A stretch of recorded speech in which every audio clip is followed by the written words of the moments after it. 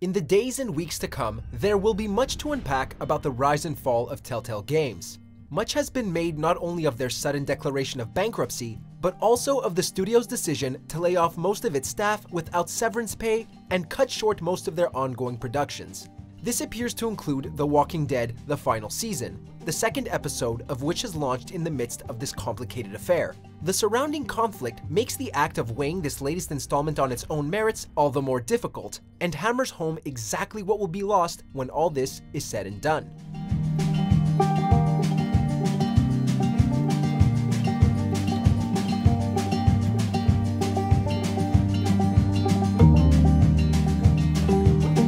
Before we begin, we publish new content all week long, so be sure to subscribe and ring the bell to get notified about our latest videos.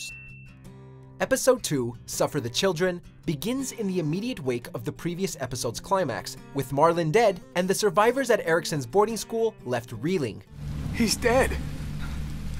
You're a murderer. As Clementine and AJ's future with the group is called into question, the arrival of some familiar but decidedly hostile faces pushes aside all concerns except that of resistance. Now come on out. I saw a couple of you on the road. Thus, Clementine is put into the position of rallying her fellow youth to defend against a brutal assault of the school, all the while dealing with the usual butting of heads and rising tensions. What quickly becomes clear is how the pacing here differs from that of episode 1. Suffer the Children breezes through its first 2 acts on the way to a rather grisly and bittersweet closer. This proves to be a wise call in our view, as it means less time is spent on setting up various characters' presence in the plot than on playing them off one another in fascinating ways. That said, we do get one new addition in the form of a lone survivor with a rather novel means of dealing with walkers, marching among them in a disguise made of walker flesh. Stop.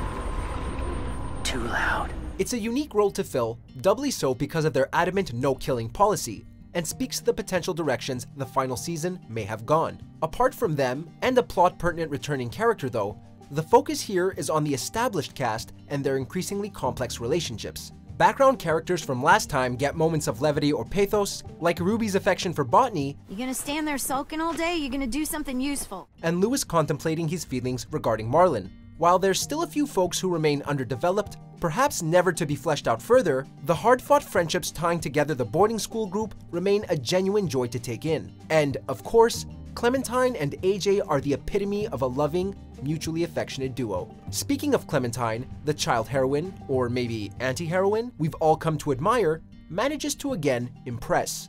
Melissa Hutchison's knack for portraying the various sides of Clementine cannot be overstated, but this episode's script also gives her the opportunity to explore some intriguing dimensions to the character. A particularly noteworthy late episode decision has Clementine put in the position of considering a romantic connection. Regardless of how it plays out, the sequence makes sense for her development as a citizen of this harsh post-apocalyptic world. It's all handled with care and compassion, and indicates a kind of maturity that more of games writing could sorely use. Mechanically, this is still a stripped-down graphic adventure game at its core, with only a few dedicated action sequences to break up the far more compelling dialogue and scenery exploration segments. Clementine gets access to a bow late in the episode, which adds one extra means of dispatching walkers for the big final blowout.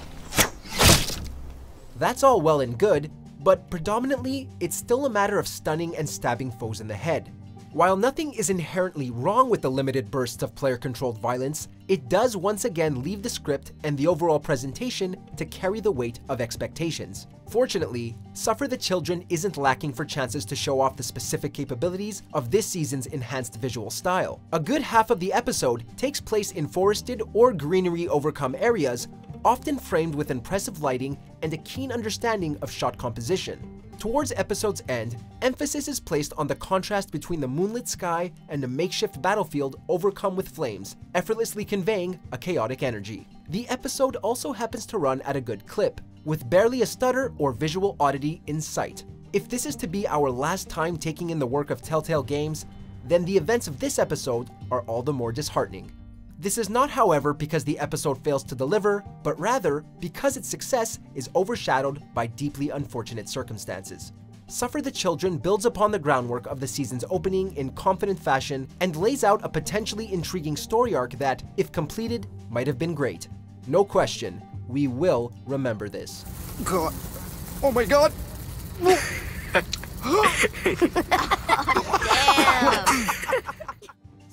Check out these other great clips from MojoPlays, and be sure to subscribe and ring the bell to get notified about our latest videos.